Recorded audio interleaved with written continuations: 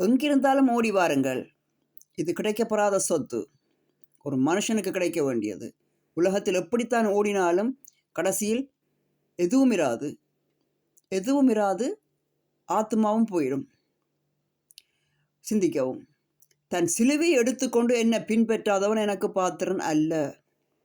இது ஏன் சொன்னார் என்று போகும்படி கடைசி வரைக்கும் விளங்கிக் கொள்ளுங்க. நில்லுங்கோ, போக வேண்டாம். கடைசி வரைக்கும் நான் சொல்லுவேன் ஏன் அப்படி சொன்னார். ஒரு பரமபிதா, ஒரு தேவதூதர் தளபதி ஏன் இப்படி மனிதனுக்கு சொன்னார். ஒரு கட்சிக்காரனுக்கு பின்னால் போக சொன்னாரா, அங்கே போக சொன்னாரா, இங்கே போக சொன்னாரா, எல்லாத்தையும் பற்றி இப்போ நாங்கள் பேசுவோம். தன் ஜீவனை காக்கிறவன் அதை இழந்து போவான். அது அப்படித்தான் இந்த உலகத்தில். அப்படித்தான். 5 என்றால் 10 தான் வரும். 10 தான் மறுமொழி. எப்படித்தான் கூட்டினாலும் எப்படித்தான் பெருக்கினாலும் 5 10 தான். அதே மாதிரி தான் அடுத்த கணிதங்களும். அந்த கணிதம் அப்படித்தான் அமையும். அதே போல இந்த கணிதம் இப்படித்தான். தன் ஜீவனை காக்கிறவன் அதை இழந்து போவான் என்றதான் கணிதம்.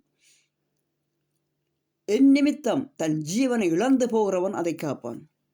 ஏனென்றால் அவன் மரித்து பிழைத்தவன்.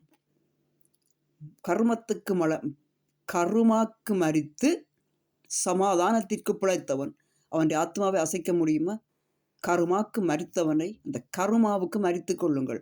கருமாவோடு பிறக்கும் ஒரு புள்ள பிறக்கும். அந்த புள்ள கருமாவை வளர்க்கும். கருமாவில் புள்ள பிறக்கும். கருமாவில் சாகும். கருமாவில் பிறக்கும். கருமாவில் சாகும். இந்த வட்டம் ஓய்ந்து போவதில்லை. நரகத்தின் புழு சாவதில்லை என்று வேதம் கூறுகிறது. நரகத்தின் புழு, இன்றைக்கு பூமி நரகத்தின் புழு மயம். அது ஓயாது.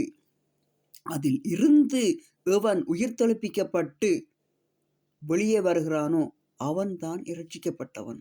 அவன்தான் தேவ மனிதன். அவன்தான் தேவமகன். எப்படித்தான் நெருப்பில் நடந்தாலும், எப்படித்தான் எங்க குத்தி ஆடினாலும் அவன் உலகத்தின் உலகபுத்திரன், லோகபுத்திரன்.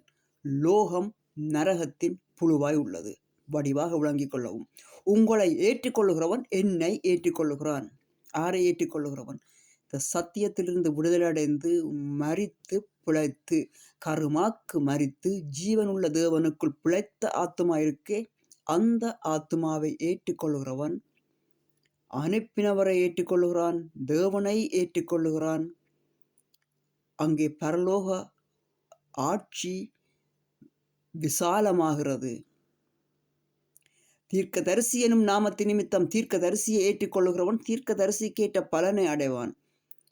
ஆனால் அநேக கள்ள தீர்க்கதரிசிகள் வந்திருக்கிறார்கள்.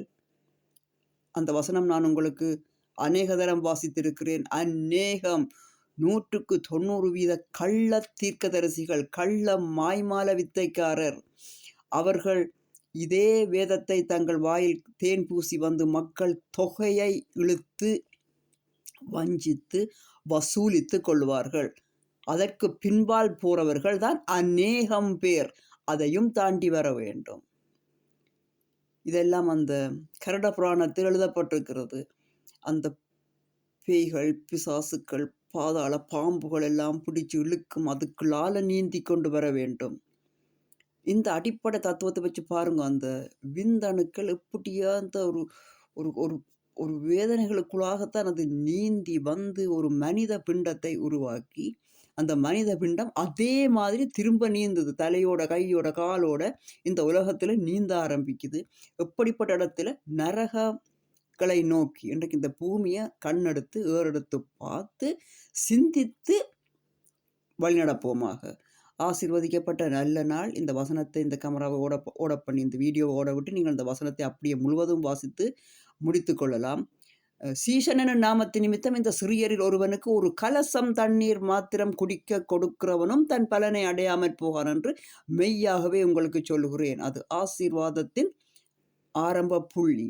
அவன் ஒரு இரட்சிக்கப்பட்ட ஆத்மாவுக்கு அவன் தண்ணீரை குடிக்க ஆரம்பிக்கிறான். எப்படி இரட்சிக்கப்பட்ட ஆத்மா?